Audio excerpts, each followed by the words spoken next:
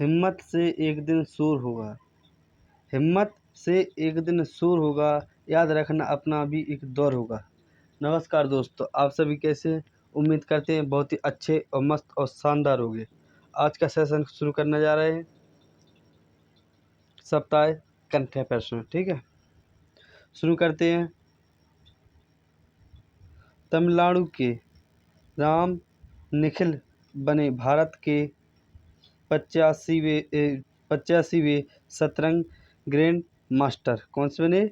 भारत तमिलनाडु के, कहाँ के ये भारत के हैं। तमिलनाडु के राम निखिल कहाँ के ये तमिलनाडु के हैं। तमिलनाडु कहाँ है? भारत में। ठीक है, ये 85वें शतरंज ग्रैंड मास्टर बनी। कौन सी बनी? 85वें शतरंज ग्रैंड मास्टर। अगला देखते हैं। तमिलनाडु के केपी श्याम निखिल ने देश के 85वें ग्रैंड मास्टर जीएम, कौन सा? ग्रैंड मास्टर जीएम बनकर भारतीय शतरंज इतिहास में अपना नाम दर्ज किया। इन्होंने कहाँ नाम दर्ज किया? अपना इतिहास में अपना नाम दर्ज किया। कहाँ पर? जीएम से। ठीक है,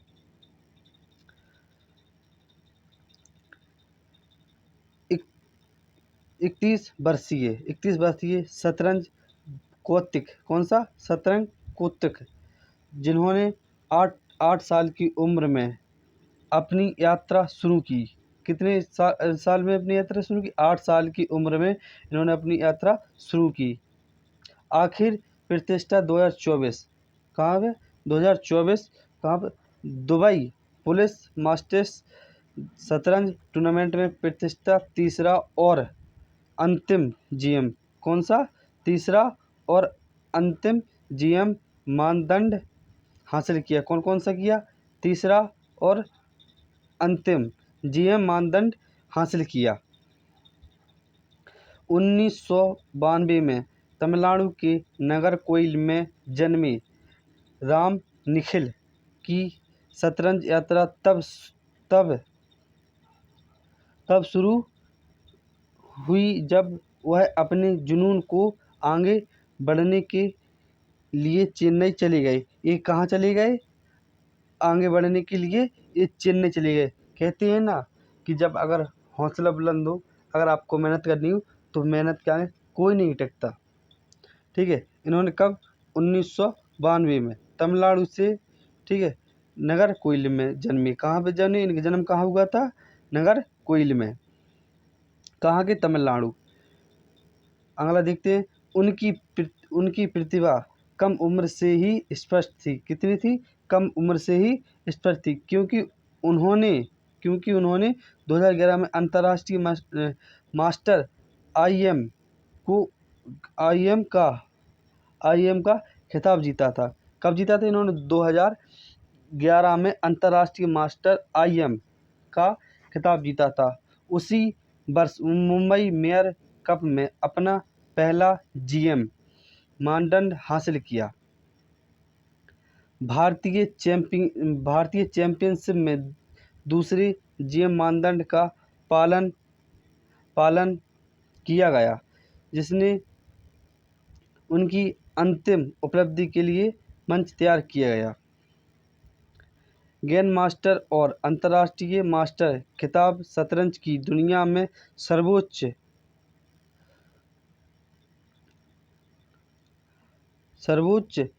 पुरस्कारों में से एक है। कौन कौन से? ग्रैंड मास्टर और अंतर्राष्ट्रीय मास्टर खिताब शतरंज की दुनिया में सर्वोच्च पुरस्कारों में से एक है। ठीक है, जिन्हें सम्मानित विश्व शतरंज महासंघ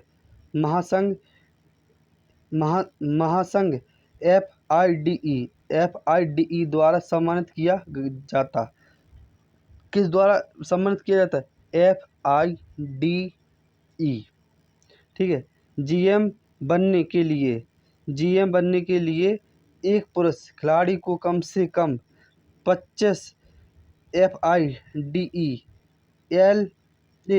ELO रीडिंग अर्जित करनी चाहिए और अंतर्राष्ट्रीय प्रतियोगिताओं में से 3 ग्रैंड मास्टर मानदंड प्राप्त करना चाहिए। कितना कितना कितना होना चाहिए? कम से कम 25 FIDE रीडिंग अर्जित कर होनी चाहिए और अंतर्राष्ट्रीय प्रतियोगिता में 3 ग्रैंड मास्टर मानदंड प्राप्त होने चाहिए। जबकि महिलाओं को 2300 ELO रीडिंग और 3 महिला ग्रैंड मास्टर मानदंड प्राप्त होना चाहिए। कितना महिलाओं को कितना होना चाहिए? पुरुषों को होना चाहिए 2500 और महिलाओं को 2300 रीडिंग और 3 ग्रैंड मास्टर मानदंड होने चाहिए। अगली न्यूज देखते हैं। अगली न्यूज है संयुक्त राष्ट्र द्वारा 25 मई को विश्व फुटबॉल दिवस घोषित किया गया। कब किया गया? संयुक्त राष्ट्र द्वारा 25 मई को विश्व फुटबॉल घोषित किया गया। 7 मई 2024 को 193 सदस्यों वाली संयुक्त राष्ट्र महासभा ने 25 मई को प्रतिवर्ष फुटबॉल दिवस के रूप में नामित करने का प्रस्ताव पारित किया। कब किया? 25 मई को प्रतिवर्ष। कब मनाया जाएगा? 25 मई को प्रतिवर्ष विश्व में फुटबॉल दिवस मनाया जाएगा। ठीक है, आगे देखते हैं। संयुक्त राष्ट्र में लीबिया, कौन सा? संयुक्त राष्ट्र में लीबिया के राजदूत ताहरे अल सोनी ने प्रस्ताव पेश किया। किसने किया? जो संयुक्त राष्ट्र अमेरिका में लीबिया के राजदूत थे। कहाँ के थे? लीबिया के राजदूत थे।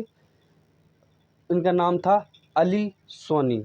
प्रस्ताव पेश किया जिसे सर्वसम्मत से समर्थन मिला। किससे मिला?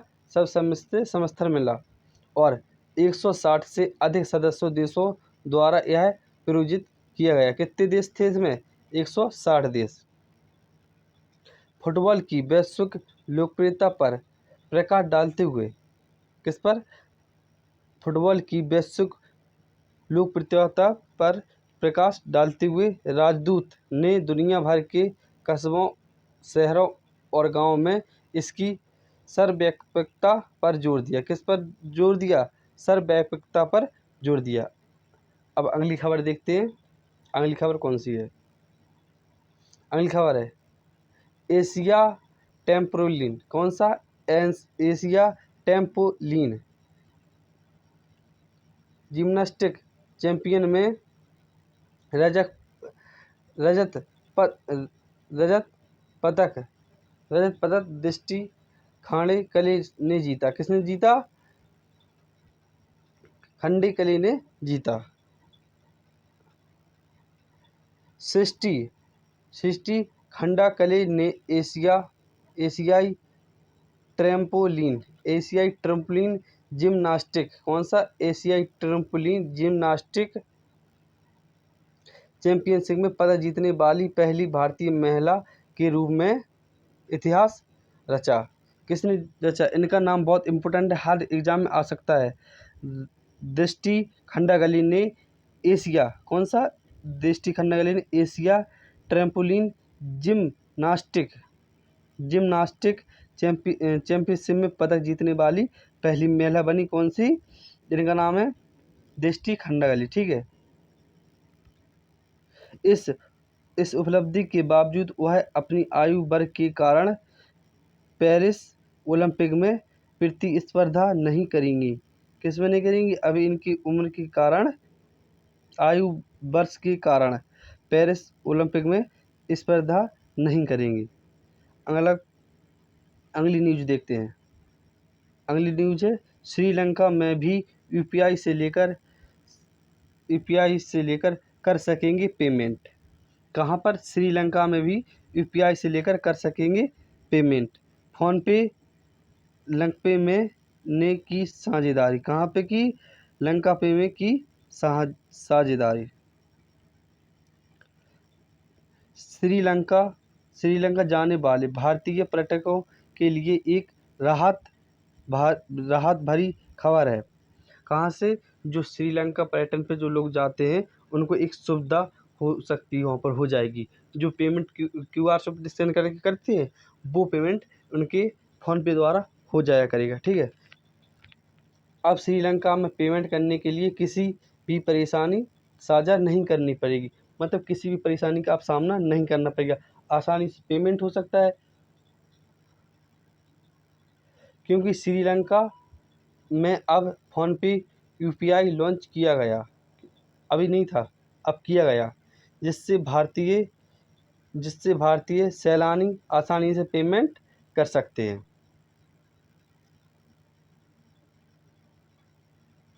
फ़ोनपे से लंका पे के साथ समझदारी की घोषणा की।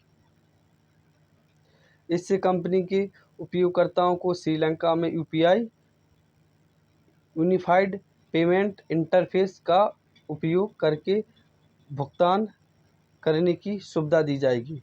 क्योंकि जब श्रीलंका में फ़ोनपे चालू कर दिया जाएगा तो वहाँ पर साझेदारी हो जाएगी, वहाँ पर परेशानी का सामना नहीं करना पड़ेगा। जो भारत के लोग पर्यटन पे जाते हैं उनको पेमेंट करने में कोई दिक्कत नहीं होगी, आसानी पड़ेगी। लेन देन को यूपीआई और लंका पे नेशनल पेमेंट, कौन सा?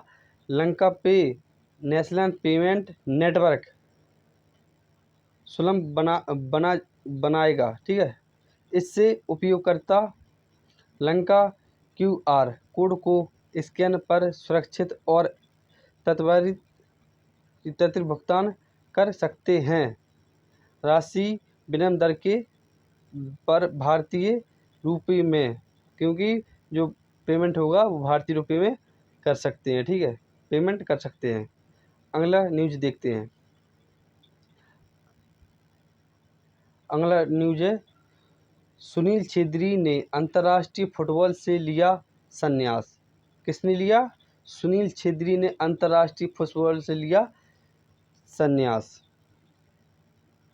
भारतीय फुटबॉल टीम के कप्तान सुनील छेत्री किसके कप्तान थे? ये भारतीय फुटबॉल के कप्तान हुआ करते थे, ठीक है। इन्होंने संन्यास ले लिया। अंतर्राष्ट्रीय फुटबॉल से संन्यास की घोषणा कर दी गई।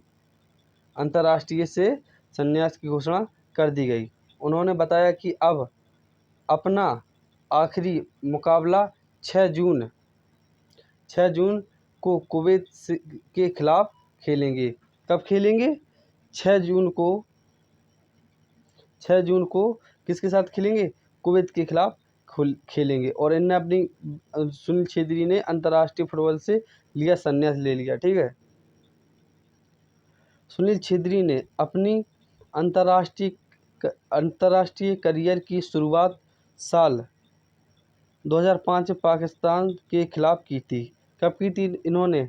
अंतर्राष्ट्रीय करियर की शुरुआत की साल थी 2005 में, और किसके खिलाफ की थी?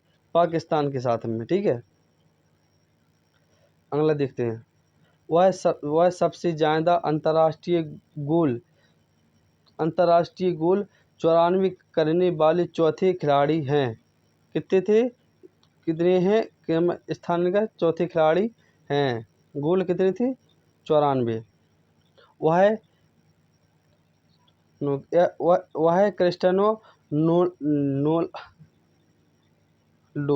क्रिस्टियानो रोनाल्डो अली डेई और लियोनेल मेस्सी के बाद सक्रिय खिलाड़ियों में से सबसे ज़्यादा अंतर्राष्ट्रीय गोल करने वाले तीसरे खिलाड़ी हैं, ठीक है। उन्होंने साल 2011 में अर्जुन पुरस्कार और 2019 में पद्मश्री से सम्मानित किया गया। कब किया गया? 2011 में कौन सा पुरस्कार मिला था इन्हें? अर्जुन पुरस्कार। और 2019 में कौन सा पुरस्कार मिला? पद्मश्री पुरस्कार। अगला न्यूज देखते हैं। ये फोटो भी है सुनील छेत्री। अगला न्यूज है, मानिका मैत्रा ने रचा इतिहास, सिंगल चेकिंग में टॉप 25 में पहुंचने वाली बनी पहली महिला। कहाँ पर? इनका नाम है मनिका बात्रा, कौन सा इनका मणिका बात्रा ने रचा इतिहास। सिंगल सिंगल रैंकिंग कितनी थी, सिंगल रैंकिंग में कितनी टॉप आई जी, 25 पहुंचने वाली पहली महिला भारतीय है। भारत की शीर्ष महिला टेबल टेनिस खिलाड़ी मनिका बत्रा ने महिला एकल रैंकिंग में दुनिया की शीर्ष 25 में सबसे करके प्रवेश करके एक इतिहास उपलब्धि हासिल की।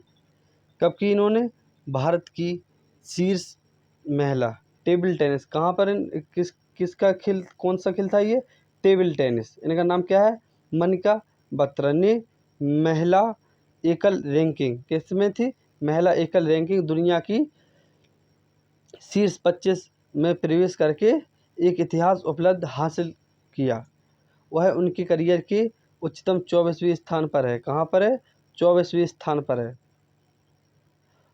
उन्होंने की भारतीय द्वारा हासिल की गई सर्वोच्च रैंक के लिए जी7 के रिकॉर्ड की बराबरी। कौन से की, जी7 के रिकॉर्ड की बराबरी।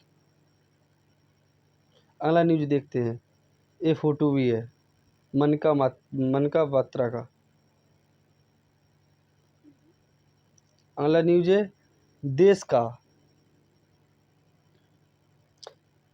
अगला न्यूज है देश का सबसे बड़ा कौशल कार्यक्रम इंडिया स्किल्स, कौन सा, इंडिया स्किल्स प्रतियोगिता 2024 हाल ही नई दिल्ली में शुरू की। कहाँ पर की गई, 2024 में नई दिल्ली में शुरू की गई। कौन सी, इंडिया स्किल्स प्रतियोगिता, इंडिया स्किल्स प्रतियोगिता, इंडिया स्किल्स प्रतियोगिता शुरू की गई। देश की सबसे बड़ी कौशल प्रतियोगिता इंडिया स्किल्स, कौन सी, इंडिया स्किल्स 2024 25 मई 2024 को नई दिल्ली में यशोभूमि द्वारका में शुरू हुई। कहाँ पर हुई, यशोभूमि द्वारका में शुरू हुई। कब, 15 मई 2024 को। एमएसडीई के तहत एनएसडीसी द्वारा आयोजित यह 18 मई तक देश भर में 61 श्रेणियों कौशल परीक्षण तक फैली हुई है। कब तक फैली गई है, 61 श्रेणियों कौशल परीक्षा में तक फैली हुई है। ठीक है,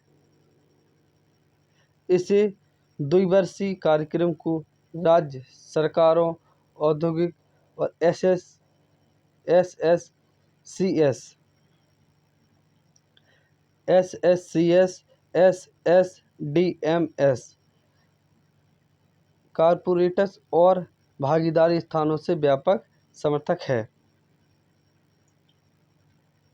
अगला न्यूज देखते हैं, अगला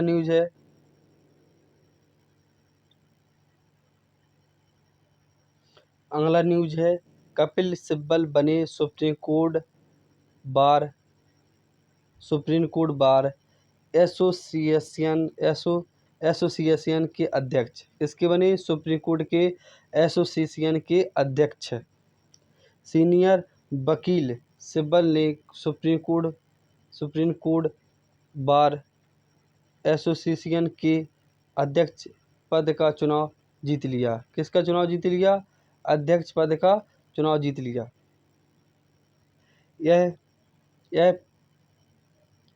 यह प्रतिष्ठित वकीलों के संगठन के अध्यक्ष के रूप में उनका चौथा कार्यकाल है। कितना कार्यकाल है इनका, चौथा कार्यकाल है। ठीक है, ये कौन से है, ये प्रतिष्ठित वकीलों के संगठन, जो वकीलों का संगठन होता है उनके अध्यक्ष चुने गए, उनका 9वां स्थान उनका चौथा कार्यकाल है। जो वरिष्ठ अधिवक्ता आदि सी अग्रवाल के स्थान पर है। किसके स्थान पर है, जो वरिष्ठ मतलब आप सब जानते हो, वरिष्ठ में होता है बूढ़ा, मतलब उसकी उम्र ज़्यादा होती है उसको बोला जाता है वशिष्ठ। उस अधिवक्ता आदि सी के स्थान पर है, ठीक है, आदि सी के स्थान पर है। सिब्बल को 1066 वोट मिले। कितने वोट मिले सिब्बल को? ये बहुत करंट अफेयर सवाल है, बहुत ज़रूरी है। सिब्बल को कितने वोट मिले? 1066 वोट मिले। जबकि दूसरे दावेदार सीनियर वकील प्रदीप राय को 689 वोट मिले। इन्हें कितने मिले? इन्हीं के जो विपक्षी थे दावेदार, उन्हें वोट मिले हैं 689, और सिब्बल जी को वोट मिले हैं कितने? 1066। अगले देखते हैं। यह चौथी बार होगा जब सिब्बल एस सी बी ए के अध्यक्ष के रूप में काम करेंगे। किसके रूप में? अब जो चुनाव जीत गए हैं, यह चौथी बार किसके रूप में काम करेंगे? एस सी बी ए के अध्यक्ष के रूप में काम करेंगे। सिब्बल को पहले 3 बार एस सी बी ए के अध्यक्ष रूप में चुना गया था। कब इनको 3 बार चुना गया था, अब जी कितनी बार बने? चौथी बार बने हैं। आखिर बार 23 साल पहले 2001 में वह अध्यक्ष बने थे। कब बने थे? आखिरी बार कब? आखिरी बार कब बने थे जी? 2001 में।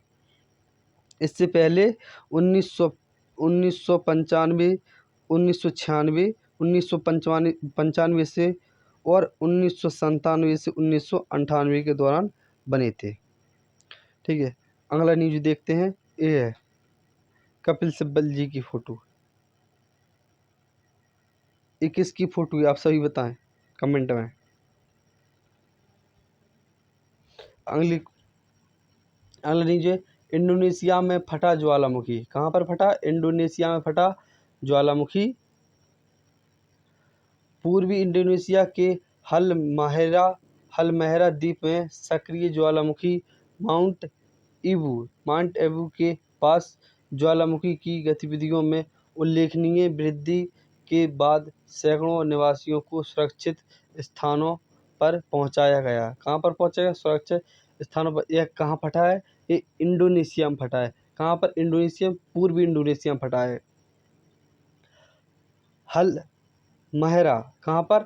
हलमहेरा द्वीप में सक्रिय ज्वालामुखी माउंट ईबू के पास। कहाँ पर है ये? हलमहेरा द्वीप। आपने सभी पढ़ा होगा। अगर आपने भूगोल पढ़ा तो उसमें जरूर पढ़ा।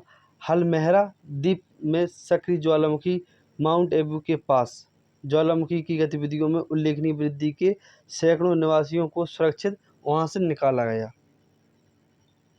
अगला न्यूज देखते हैं। और देखते हैं। अधिकारियों ने लगातार 2 दिन तक बड़े पैमाने पर विस्फोट के बाद अलर्ट की स्थिति को उच्चतम स्तर तक बढ़ा दिया।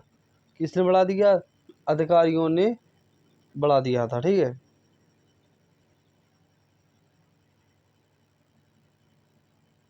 अधिकारियों ने बढ़ा दिया था। इसके बाद हम देखते हैं। सुनिश्चित करने के लिए इतिहास आपका जो काम का होगा मैं उतना ही पढ़ाते जाऊंगा, ठीक है। ज्वालामुखी जो अपने लगातार विस्फोट के लिए जाना जाता है। किसके लिए जाना जाता है? ज्वालामुखी जो अपने विस्फोट के लिए अक्सर जाना जाता है, ने आकाश में 5000 मीटर तक राख और धुआं फैलाया। कितने में फैलाया इन्होंने? ज्वालामुखी जो फटा है 5000 किलोमीटर आकाश में राख और धुआं फैलाया, जो ज्वालामुखी गतिविधियों को बढ़ाने का संकेत देता है। अगला न्यूज देखते हैं। अगला न्यूज है यूएई ने लॉन्च किया 10 वर्षीय ब्लू रेजिडेंसी। क्या किया? यूएई ने लॉन्च किया 10 वर्षीय ब्लू रेजिडेंसी वीज़ा। किसने किया? यूएई ने लॉन्च किया। संयुक्त अरब अमीरात ने पर्यटन संरक्षण को बढ़ावा देने की दिशा में एक महत्वपूर्ण कदम उठाते हुए पर्यावरण की सुरक्षा में महत्वपूर्ण योगदान देने वाले व्यक्तियों के स्पेशल 10 वर्षीय ब्लू रेजिडेंसी वीज़ा सुविधा लॉन्च किया गया। किसने किया ये? यूएई ने लॉन्च किया। ठीक है, ये आपको जरूर ध्यान करना है।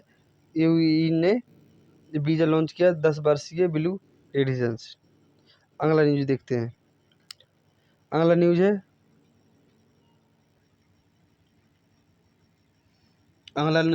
है मंगलयान 2 का आवंटन। कौन सा? मंगलयान 2 का आवंटन। मंगल पर उतरने वाला तीसरा देश बना भारत। कितना भारत बना? कैमी नंबर बना? भारत तीसरा नंबर बना।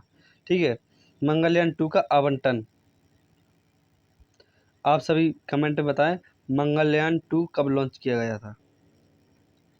भारतीय अंतरिक्ष अनुसंधान संगठन इसरो एक इतिहास मिशन के लिए कमर कस रहा है। किसके लिए? एक इतिहास मिशन के लिए इसरो कमर कस रहा है, जिसका उद्देश्य मंगल ग्रह पर एक रोवर रोवर रोवर और हेलीकॉप्टर उतारना है।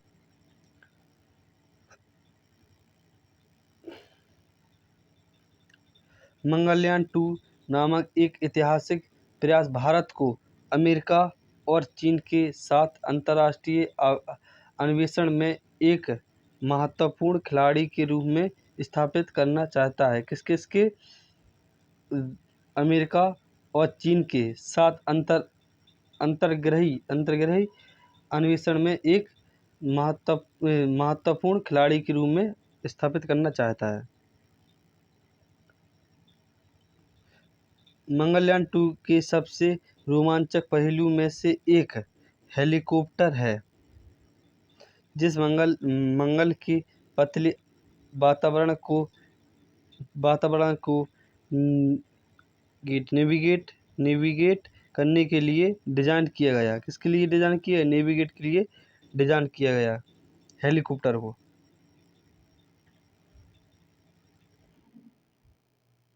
यह